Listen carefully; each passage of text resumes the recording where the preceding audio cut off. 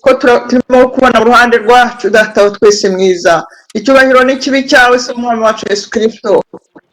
Tugukuye Imana, Imana uri Imana y'icyenda, uri Imana isumba ibintu byose bibaho ku isi no mu ijuru. Urakarama data, ubereye mwiza abagutegereje nyagora ku ngoma Imana. Icyubahiro ni icyawe. Nuko rero data tugeze mu mwanya mwiza nyagora ku ngoma, wa mwanya mwiza tugeramo tukanezerwa tukawubonamo amahoro. Nta handi hantu tujya tubonera amahoro atunezeza uretse mu ijambo ryawe no mu byiza byawe data. Tweretse umukozi wawe nyakubahwa Imana ugiye kutugezaho ibyo watugeneye uyu munsi wa none. Turamukoretse data, tumuhagaritse mu butware bwawe n'ubushobozi bwawe. Nyiringabo Imana ngo umutwikirize amaraso yawe Kristo, amaraso yawe amugote cyane. Mwuka wera mubeho, amavuta y'Imana mubeho data, ntavuge ku bwe ahubwo ahagarare abe igikoresho cy'Imana data wa twese mwiza. Natwe turi imbere yawe rero turakwinginze ngo ubane natwe, tugutege amatwi twumve ibyo tubwira muri uyu mugoroba mwiza. Urakoze byiringiro bizima, ariko ntabwo twibagiwe ko hari ibyabasha kuturangaza. Ibyo turabicecekesheje, amajwi atavuga Imana tuyaburishemo mu izina rya Yesu. Nutegeke uganze, nugaragare cyane, kandi ibyo ushima n'ibyo ushaka bitubonekeho. Senza Imana yo mu ijuru nizeye mu izina rya Yesu, amen.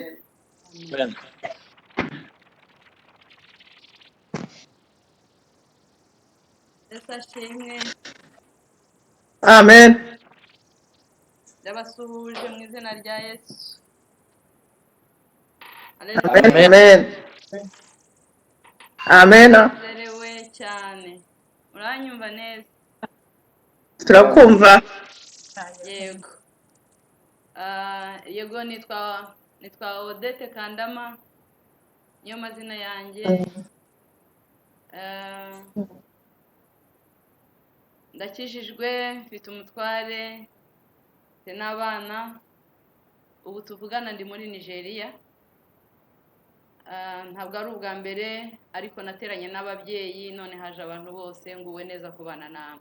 Imana ibahe umugisha. Ndashimiye pasiteri wantumiye, Imana imuhe umugisha. Kandi ndabashimiye namwe kuko mwaje kugira ngo mutege amatwi ijambo ry'Imana. Ndashimiye Orunera waje, yavuze ngo ni Odette wamutumiye. Imana imuhe umugisha. Twari kumwe muri Zoom, kuri Zoom quelque part, ahandi mu babyeyi. Imana imuhe umugisha. Hanyuma ndashimira n'umukobwa wanjye witwa Bijou hariya, bamubwiye ngo asuhuze, ubanza tumvisha ahari, ariko nawe dusengana ahandi ku yindi Zoom. Nuko Yesu abaho umugisha. Sinzi niba Ineza Princess ari uwo nzi, ariko mwese Imana ibahe umugisha mu izina rya Yesu. Amen. Amen. Reka rero dusoma amagambo y'Imana. Pasiteri yarambwiye ngo arifuza ko nzaza tukaganira, mufite amateraniro none kuwa kane, ngo n'ejo mufite andi.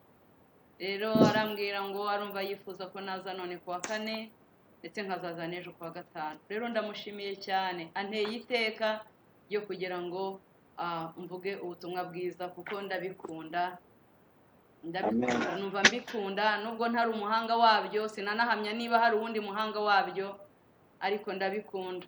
Rero uko Yesu anshoboje ibyo ashyize muri njye ndabivuga. Imana ibahe umugisha. Rero ubwo uyu ni umunsi wa mbere, n'ejo tuzaba turi kumwe.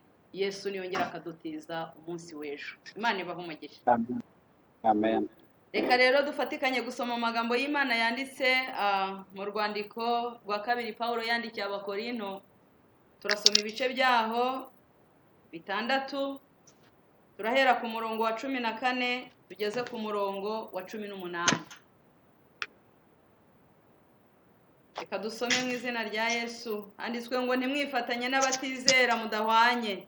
Mbese gukiranuka no gukiranirwa byafatanya bite? Cyangwa umucyo n'umwijima byabana bite? Kandi Kristo ahuriye he na Beliyali? Cyangwa uwizera n'utizera bafitanye mugabane ki? Mbese urusengero rw'Imana rwahuza rute n'ibishushanyo bisengwa? Ko turi urusengero rw'Imana ihoraho. Nk'uko Imana yabivuze iti, nzatura muri bo, ngendere muri bo, nzaba Imana yabo, nabo bazaba ubwoko bwanjye. Murongo wa 17, nuko muve hagati ya babandi mwitandukanye, niko Uwiteka avuga, kandi ntimukore ku kintu gihumanye, nanjye nzabakira, kandi nzababera so, namwe muzambera abahungu n'abakobwa, niko Uwiteka ushobora byose avuga. Amen. Amen. Amen. Haleluya. Amen. Amen. Ndagira ngo tuganire. Numvishe umutwe w'amagambo nawita ngo ni ukwera mu ngeso zacu, kwera mu ngeso zacu kugira ngo Imana ibone uko ikorana natwe cyangwa uko ikorera muri twe. Haleluya. Amen. Amen. Ego dusomye amagambo atari makeya, hanyuma ndashaka ko tuvugana ku kintu gitwa umuhamagaro. Sindi bubitindeho, ndashaka kuvuga ku mihamagaro itatu. Ndavuga ku muhamagaro wo kwihana ibyaha, hanyuma mvuge no ku muhamagaro wo gukorera Imana, hanyuma wenda ejo tuzavuge no ku muhamagaro Imana yaduhamagaye wo kuzabana na Kristo mu bwami bw'iteka ryose budashira. Ngo tuzaganira gutyo kuri iyo mihamagaro itatu. Ntabwo tuzabivugaho cyane ngo tubyinjiremo, ariko mu nkundire uyu munsi tuvuge umuhamagaro wo kwihana. Imana yaduhamagaye cyangwa Kristo yaduhamagaye, aduhamagara umuhamagaro wo kwihana ibyaha, akaduhamagara umuhamagaro wa kabiri wo kugira ngo tumukorere, hanyuma akaduhamagara umuhamagaro wa gatatu wo kugira ngo tuzabane iteka mu bwami butazahanguka. Imana ishimwe. Haleluya. Amen. Umuhamagaro wa mbere wo kwihana ibyaha ni umuhamagaro twese duhamagarwa. Twese Imana yaraduhamagaye, Imana iduhamagarira kwihana. Ni nayo mpamvu yatanze umwana wayo kugira ngo twese twihane ibyaha, kugira ngo tutazarimbuka ubwo tuzahabwa ubugingo buhoraho. Umuhamagaro wo kwihana ibyaha ni umuhamagaro wa buri wese. Imana ihamagarira buri wese kugira ngo yihane ibyaha. Bibiliya iravuga ngo Imana ishaka ko abantu bose bakizwa bakamenya ukuri. Rero umuhamagaro wo kwihana ibyaha ni umuhamagaro Imana ihamagara buri wese wo muri twebwe. Kandi kwihana ni itegeko ry'Imana, nubwo hariho abataryumviye batarishyira mu bikorwa, ariko kwihana ni itegeko ry'Imana. Kandi umuhamagaro wo kwihana ibyaha ni umuhamagaro wahamagawe abantu bose. Hanyuma umuhamagaro wo gukorera Imana wo ni umuhamagaro, abahamagarwa gukorera Imana ni abarangije gushyira mu bikorwa wa muhamagaro wa mbere. Turi kujyana?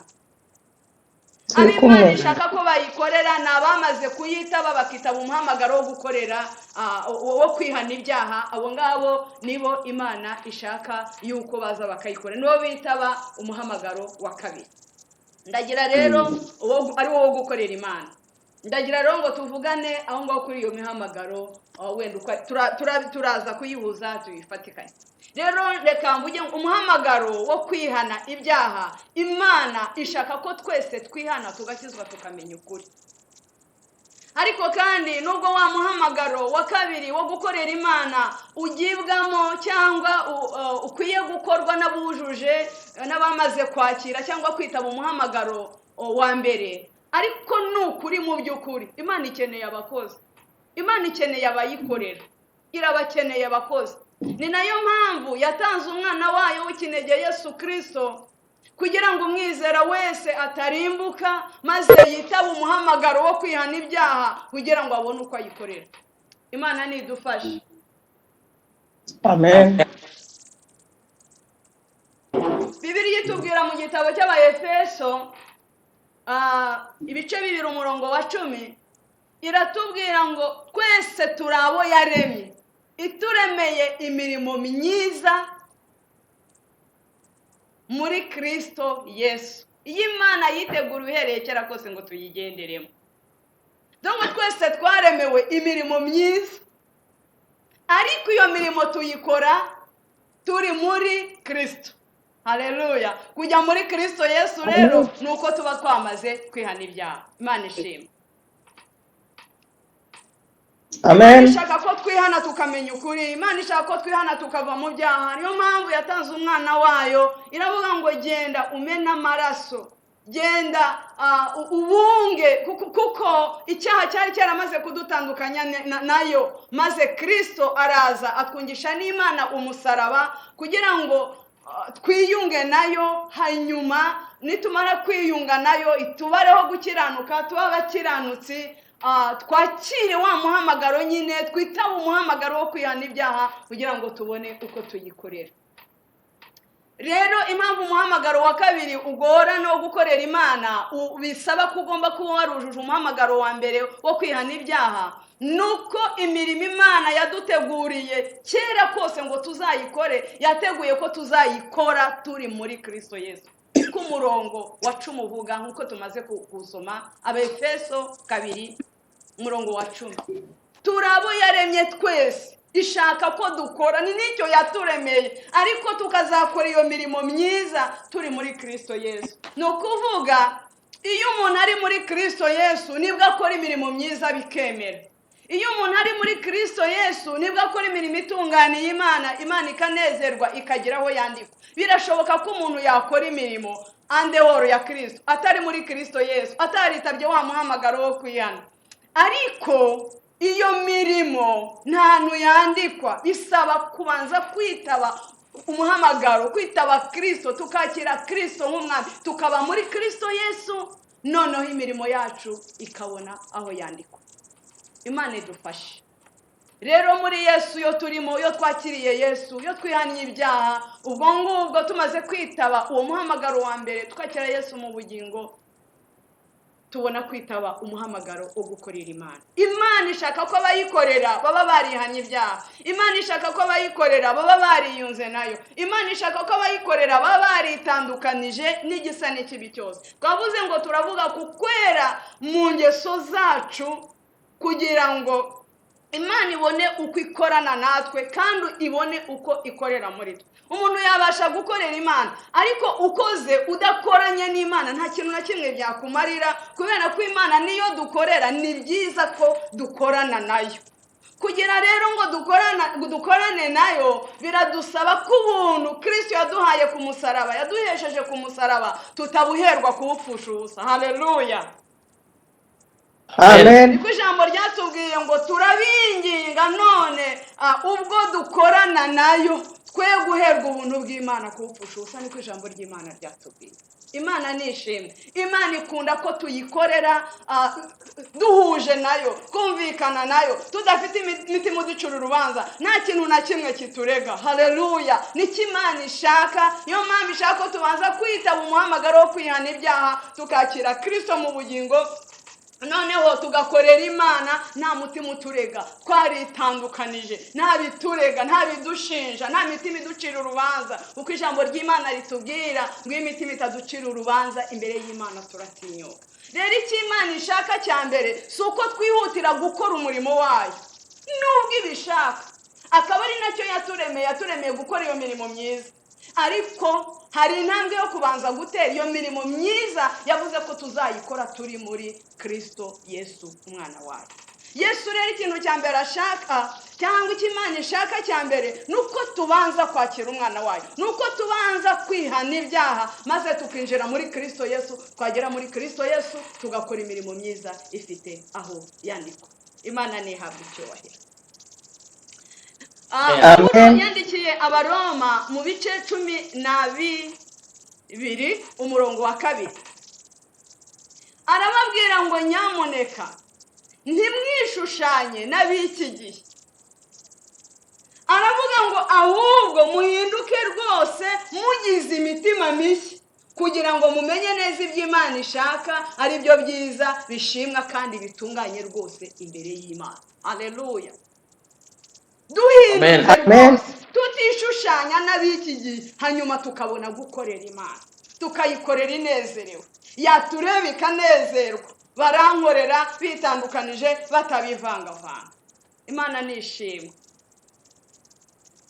Amen. Twasomye rero amagambo ndatinze. Imana iraduhamagarira kugira ngo tuyikorere, ariko tukitaba kuyikorera tumaze kwakira Kristo, twitandukanije n'igisa n'ikibi cyose. tubanye n'aya mahoro.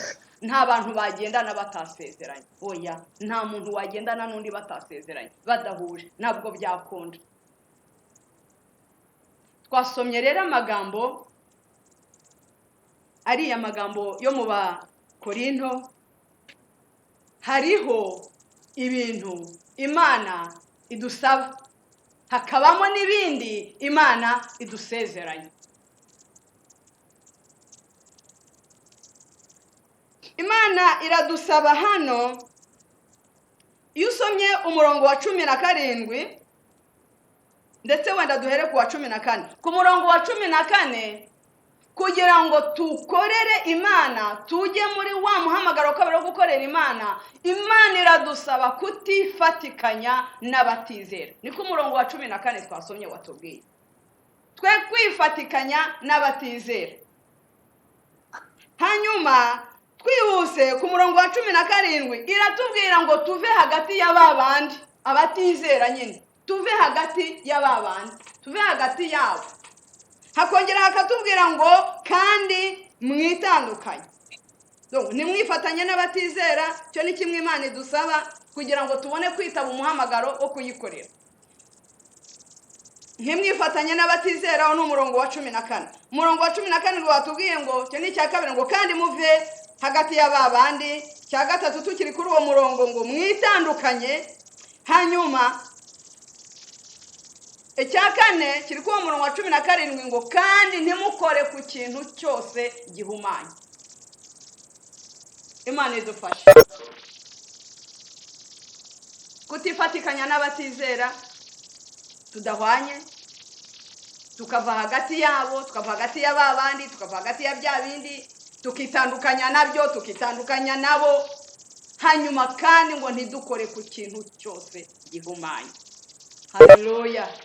Nikimana idushaka, ntidukore ku kintu cyose gihumanye. Ibyo ni iby'Imana idusaba gukora.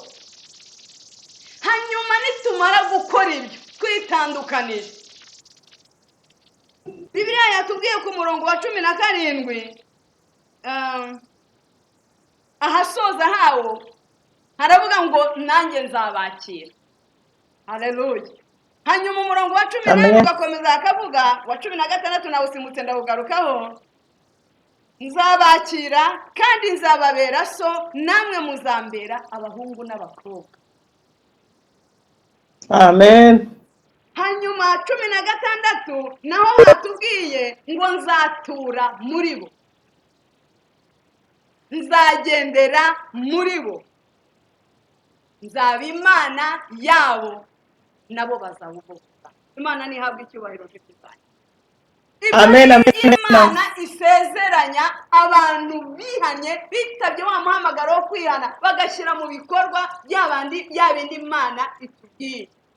Kutifatikanya n'abatizera, kwitandukanya, tukava hagati y'ababandi, tukitandukanya nabyo, kandi ntidukore ku kintu cyose gihumanye. Hano Bibiliya ntabwo itubwira ngo ntimuzarye ku kintu gihumanye nimukakirya, oya, iratubwira ahubwo ngo nitukanagikoreho, uretse no kukirya ahubwo ntimukanagikoreho. Nimumara gukora ibyo rero nzabakira. Haleluya. Nzababera so, muzambera abahungu n'abakobwa. Imana nishimwe. Nzagendera muri mwe, nzatura muri mwe, nzaba Imana yanyu, namwe muzabuvuga. Imana ni hafi. Nibyo iby'Imana ishaka. Dushaka gukorera Imana, tuba dushaka kubana nayo, tuba dushaka kugendana nayo. Nta muntu n'umwe wo muri twebwe, nta muntu n'umwe wo muri twebwe utakwishimira kubana n'Imana, utakwishimira kugendana n'Imana. Ariko ikidusaba, hari ibyidusaba. Imana iradusezeranya. Ubundi Bibiliya yuzuye amasezerano menshi cyane, ariko amasezerano y'Imana yose aba ariho kondisiyo. Hariho rero ukuntu abantu bajya birengagiza icyo bita kondisiyo. Kondisiyo bamara kuyirengagiza bakajya bareba imigisha gusa. Imana yagize gutya, Imana izasumisha amahanga yose yo mu isi, Imana yavuze ngo izagira ukunuku, ariko ukibagirwa ko yavuze ngo nimwitondera amategeko yanjye. Imana ishimwe.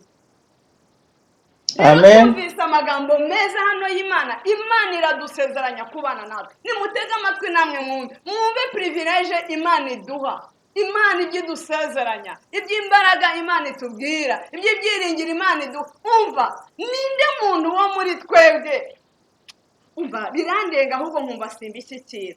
Njyewe nibamara kwitandukanya n'abatizera, nibamara gutandukana nabo, nibamara kubasohokamo, nibamara kwitandukanya n'ikintu cyose gihumanye, njyewe nzabakira. Kwakirwa n'Imana. Njyewe nzaba Imana yabo. Njyewe nzababera se. Kandi bazaba abahungu banjye n'abakobwa banjye. Igitangaje rero, umva, nzatura muri bo. Tuzaba ubuturo bw'Imana. Umva iyo privilege. Nzatura muri bo. Nzagendera muri bo. Hari aho nasomye, uhinduye gato ugasubira inyuma mu bice 5 hano mu Baroma ba kabiri, hano Abakorinto ba kabiri mu bice 5 umurongo wa 20. Ho harakubwira uwo murongo uravuga ngo n'ab'Imana yinginga ibahamagarira kugukizwa kugakiza ngo bisa naho Imana ibingingira muri twe. Haleluya. Ngiyo privilege Imana iduha. Iyo tumaze kwemera kwakira Yesu, tukakira umuhamagaro wo kwihana, tukihana tukakira Yesu, tukitandukanya na biriya nk'uko ijambo ry'Imana ryabitubwiye. Ni kondisiyo Bibiliya iduhaye twe kwifatanya n'abatizera, tuve hagati yabo, twitandukanye nabo, ntidukore ku kintu cyose gihumanye. Nayo izatwakira, izatubera data, tuzayibera abahungu n'abakobwa. Imana yacu tuba ubwoko bwayo, hanyuma iture muri twe tuyibere ubuturo, igendere muri twe tuyibere moyen de transport. Icyo kintu uracyumva? Tumenyereye kugenda n'amamodoka yacu, tumenyereye kugenda na za train akaba arizo zidutwara, ariko Imana yemeye kugendera muri jewe nawe niba twarakiriye Yesu, niba tuyikunda, niba dukora ibyo yishimira. Imana yemeye gutura muri twe ngo nyibere ubuturo. Imana yemeye kugendera muri jewe. Imana yemeye kwinginga abatari bihana, ikabinginga inyuze muri twe. Imana nihabwa icyubahiro. Iyo ni privilege duhabwa no gutunga Imana mu mitima yacu. Imana nishimwe. Haleluya. Amen. Imana nibaha umugisha. Imana nibashyigikira. Ibi bintu tubiha agaciro. Bibiliya yarambwiye mu butumwa bwiza bwa Yohana ibice 14 umurongo wa 23 haravuga ngo ni Yesu wabivugaga. Yesu yaravuze ngo umuntu nankunda ngo azitondera ijambo ryanjye, ngo na data azamukunda, hanyuma ngo jyewe na data tuzaza aho ari maze duturane nawe. Haleluya. Amen. Nahise sobanukirwa n'ijambo nasomye mu rwandiko rwa Yohana rivuga ngo uri muri twe aruta cyane uri mu bisi. Imana ivuze ngo Yesu yaje na data baza guturana nawe umaze kwakira Yesu no kumwizera no kwitondera ijambo rye. Imana data n'Imana mwana ari we Yesu bakaza muri wowe. Birumvikana ko n'umwuka wera yaje kuko utatu bw'Imana ntabwo bujya gukora gusana. Nahise sobanukirwa rero rya jambo rivuga ngo uri muri twe aruta cyane uri mu bisi. Umva mbabwire inshuti yanjye, muzi yuko twebwe abizera Kristo abakiriye Yesu turuta isi cyane. Muzi ko turuta isi? Turuta isi. None Bibiliya nivuga muri Yesaya ibice 66 umurongo wa 1 kugera ku wa 2,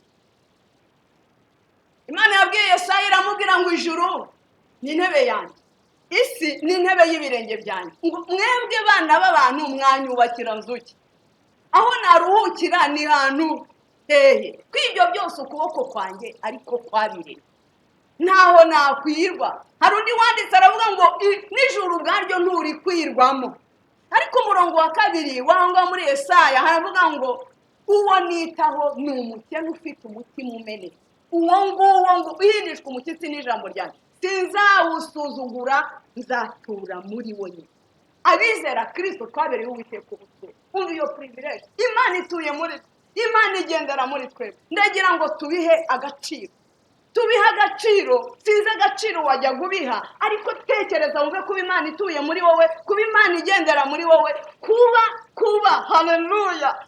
Imana yinginga abantu bakizwe ibingingiye muri wowe. Ndaguhenda heze. Sinzi niba Amen. Haleluya. sinzi niba wajya gubiha agaciro gakwiriye, ariko ngera ubiha agaciro. Ongera wumve ko uri umuntu udakwiye kwitwara uko ushatse. Wongere kwibuka ko utari umuntu ukwiye kwitwara uko ushatse, ngo uhagarare aho wishakiye, wigendere uko ushaka. Imana ituye muri wowe.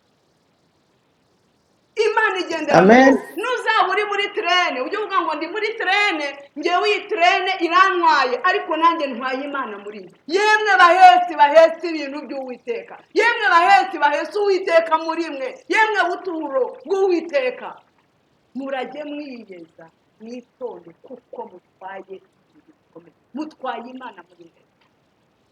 Niba uhagaze mu biro uri gukora, uhagaze mu kazi ako ukora kariko kose, ujye umenya yuko Imana iri muri wowe, uri mu aedo transport y'Imana, ugira uko witwara. Umuntu utwaye Imana muri we ntabwo yajya mu magambo, ntabwo yajya kuvuga vuba, ntabwo yakora ibingibi. Oya, aritandukanya n'igisa n'ikibi cyose n'ikimana ishaka, kugira ngo uture muri wowe, kugira ngo ugendere muri wowe. Imana nishimye.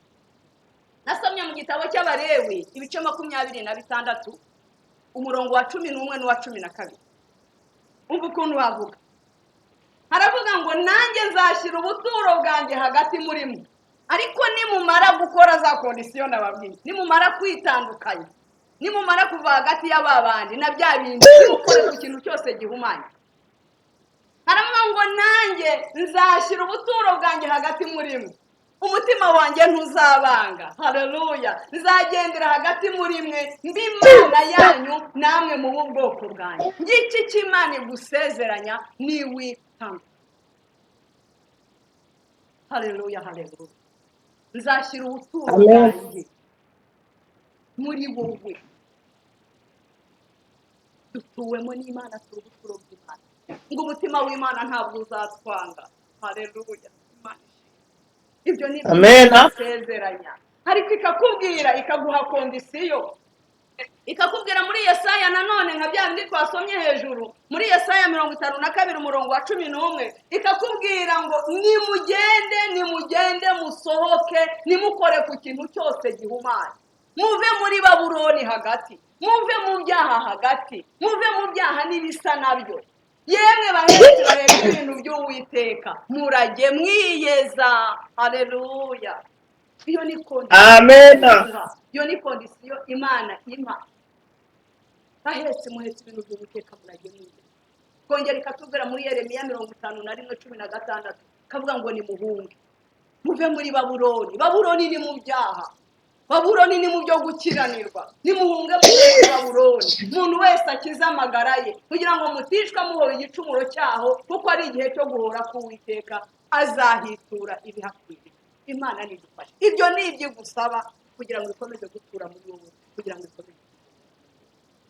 Umva, ntabwo nakomeza kuvuga byinshi, ariko icyo Imana ishaka ni uko twitandukanya, nuko twitaba umuhamagaro wo kwihana, tukitandukanya n'ibisa n'ibibi byose. Hanyuma yarangiza igakorera muri twe, yarangiza igatura muri twe, yarangiza ikagendera muri twe, yarangiza ikaba Imana yacu, tukaba abana bayo, tukaba abahungu bayo n'abakobwa bayo. Izina ry'Uwiteka. Imana nibaha umugisha. Siza buri kugendana nabo, siza buri gukorana nabo, siza abo muturanye, siza inshuti zawe. Ariko hariho umuntu wavuze ngo umbwire inshuti zawe, umbwire uwo mugendana, nanjye ndakubwira uwo ari we. Ariko hari icyo Imana ikubwiye, kandi ijambo ry'Imana kandi Imana ni ikumugisha. Sizi abo muri kugendana, sizi abo muturanye, sizi inshuti zawe. Inshuti mugendana, iyo udashoboye kuyihindura iraguhindura. Ndashaka kurangiriza ku kagero gato ngiye kubabwira. Ubundi hari ijambo ryatubwiye yuko Imana isa naho ibingingira muri twe, abo yinginga bihamagara, ibahamagarira muri twebwe. Ni mu Bakorinto ba 2 hano nanone mu gice cya 5 umurongo wa 20. Ni ukuvuga wowe nudakiranuka ngo Imana ibingingire muri wowe, urumva izabingingirayo. Ukwiye gukiranuka no kwitandukanya kugira ngo Imana ibone aho yingingira abadakijijwe baze kure.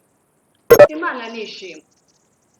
Imana irashaka yuko ukiranuka witandukanya kugira ngo uyibere mu ayedo transport, ibona higendera. Nudakiranuka nyine ntabwo izabona higendera. Iragushaka ngo ukiranuke, ibona higendera, ibona hituru, uyibere ubuturu n'ikishaka. Haleluya.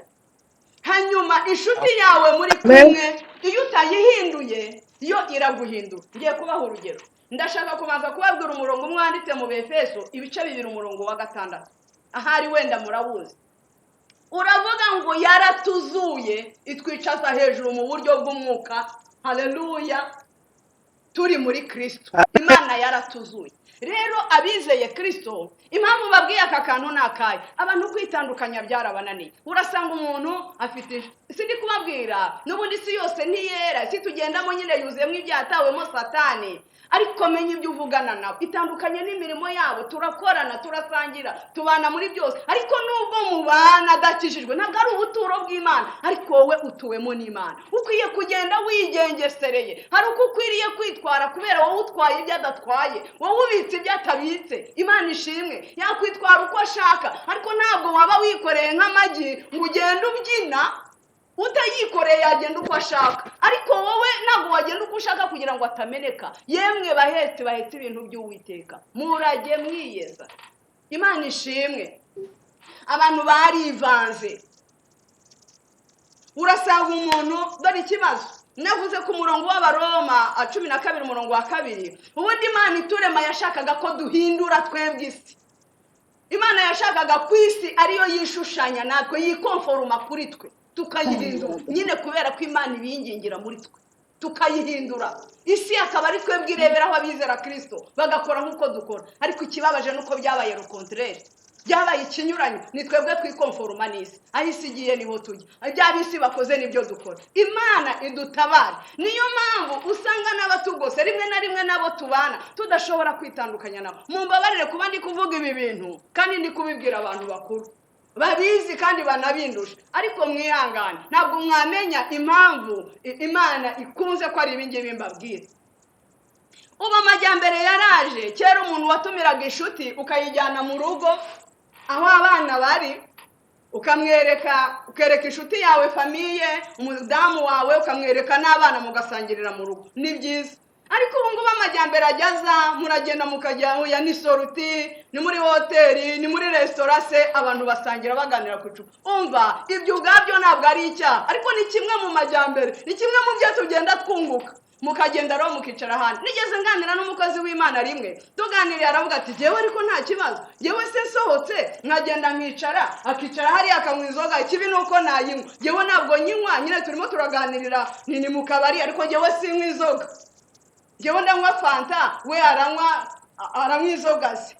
Wenda uzajya unywe fanta none, n'ejo uzanywa fanta, ubu ukurikiyeho ntabwo uzi uko bizagenda. Ndakurahiye nukomeza gutyo. Nababwiye ngo Abefeso 2:6 haranditse ngo Imana yaratuzuye itwicaza hejuru mu buryo bw'umwuka turi muri Kristo Yesu. Mureke fata urugero rufatika. Niba turi hejuru mu buryo bw'umwuka turi muri Kristo Yesu, ngiye kubaha akagero gafatika. Hano hari piano. Reka dufate urugero ko wazamutse akigira agatera intambwe akaba ari hejuru mu buryo bw'umwuka, ahagaze kuri iyi piano. Noneho umuntu utari wakira Yesu nawe ari hano, ahagaze hano hasi, aho ibirenge byanjye biri, nubwo atari hasi cyane n'akaba atari hejuru cyane. Uyu ni inshuti yanjye itari yakizwa. Ngewe narakijijwe, ndi hejuru mu buryo bw'umwuka. Hanyuma turagendana buri munsi, dusangira byose, tuganira byose. Ni ukuvuga mbese muri make harimo force zikururana. Arankurura njyana handi hasi akiri, nanjye nkamukurura mujyana handi hejuru. Ntabwo mbese muri kubyumva? Niba muri kubyumva muzamura ikiganza mumbwire. Abizeye Yesu twateye intambwe, turi hejuru mu buryo bw'umwuka. Imana ibingingira muri twe, tukabakurura tubiyegereza, tubasangisha Yesu uri muri twe hahandi hejuru yadutuje. Ariko nabo baracyari mu isi, baradukurura batujyana mu isi. Mbese arakurura ajyana hasi, nanjye ngakurura njyana hejuru. Ko muri bakuru nta mwana uturimo ko munyumva? Umuntu ufite amahirwe menshi yo gusanga ubundi ni uwuhe? Muri hejuru. Uri hejuru ufite amahirwe menshi yo kuzasanga uri hasi. Imana nidufashe. Twirinde uko tugenda, tumenye abo tugendana, tumenye uko tuvugana, urebe niba ibyo uri kumubwira mbese biramuhindura cyangwa harimo umutego, ahubwo we arakujyana mu bya bindi wari urimo. Imana nidufashe kandi turengere. Imana irashaka ko twera mu ngeso zacu kugira ngo ikorane natwe, kugira ngo ikorere muri twe, kugira ngo igendere muri twe, kugira ngo iture muri twe, kugira ngo tubere Imana natwe tuyibere abahungu n'abakobwa. Ariko kondisiyo iduha nuko twitandukanya twitaba umuhamagaro wo kwihana tukiyeza tukitandukanya n'ibyo byose, hanyuma tukabona kuyikorera twera dutunganye nta kidutandukanya nayo. Rero Imana ibaha umugisha, ndumva narekera ahangaha kuri uyu mugoroba, hanyuma tukazakomeza ejo tukavuga ko ku muhamagara Imana iduhamagara wo kuzabana na Kristo mu ijuru, twishingikirije ku murongo uri muri Mariko wenda 14 umurongo wa 25. Pasiteri yarambwiye umuntu wo murategura Saint-Seine cyangwa igaburo ryera, aho Yesu amaze gusangira bwa nyuma n'abigishwa yababwiye, arababwira ngo ndababwira ukuri dusangiye bwa nyuma, ariko sinzongera kurya ku mbuto z'imizabibu na rimwe, ntegereje ko abera, ntegereje ku itorero muzamuka namwe mukaza, nibwo tuzasangira vino nshya mu bwami bwa Data. Imana rero nibaha umugisha, Imana idushyigikire twese tumenye icyo dukwiriye gukora, kandi umwuka w'Imana arushaho gusobanura buri wese wo muri twebwe kurushaho, mu izina rya Yesu, amen. Amen, amen. Amen, amen. Umukozi w'Imana, Imana imuhe umugisha kuri atuganiriza amagambo meza, ibiryo by'ubugingo bidufasha, atongeye kutwibutsa ko Imana iba muri twe. Imana iba muri twe, tugendana n'Imana, nibyo kandi nibutse amagambo y'Imana avuga ngo nkunda abankunda kandi abanshakana umwete bose bazabona. Haleluya. Amen. Mureke mbabwire ibintu twiyemeje, nimureke tubiremo neza nk'uko umukozi w'Imana amaze kutubwira.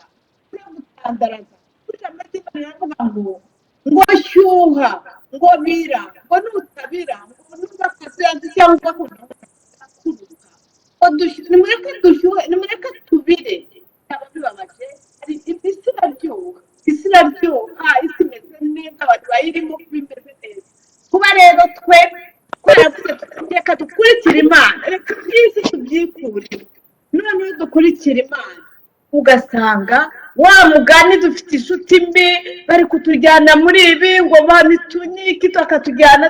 Nimureke tube mu byo twiyemeje bene Data, nimureke tube ubuturo bwa Kristo. Haleluya. Amen. Reka Imana iguhe umugisha.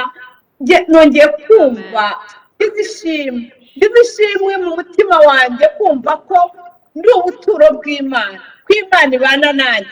Kandi ikindi kintu impamvu nongeye kumva nkomeye, ugiye kutubwira Imana ni iyera, Imana irera, Imana ntibana n'icyaha. Ni ukuvuga ngo imitima yacu ubwo